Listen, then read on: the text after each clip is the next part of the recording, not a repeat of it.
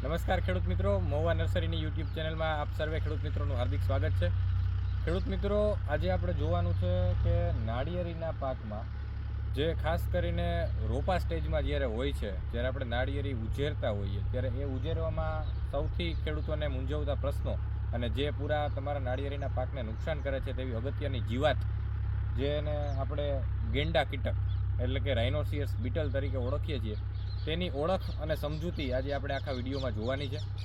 આવો ખેડૂત મિત્રો, હું તમને બતાવું છું. આ એક 3 વર્ષનો ગુડાજલી ઝાડનો રોપો છે, બરાબર છે.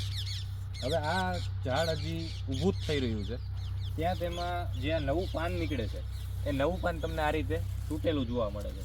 તો આ નુકસાન જ્યારે તમને જોવા મળે, અત્યારે એના સિમ્ટમ છે ગેંડા કીટકના.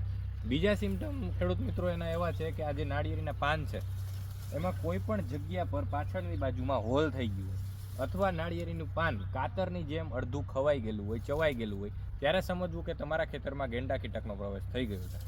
આવો નજીક આવો મિત્રો.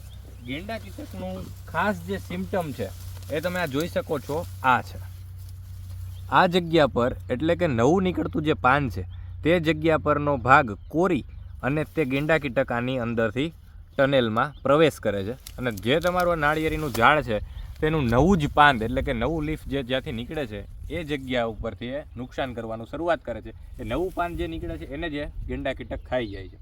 આ કૂણું અને કોરું લાગવાથી એ વધુ આ જ જગ્યા ઉપર જાય છે, ત્યારબાદ એમાં અંદર પ્રવેશી જાય છે અને જે જગ્યા પરથી તમારું નવું પાન નીકળવાનું છે એ જગ્યા ઉપર એ ખાઈને નુકસાન કરી દે છે અને પરિણામે તમારો આખો રોપો છે એ સુકાઈ જાય છે.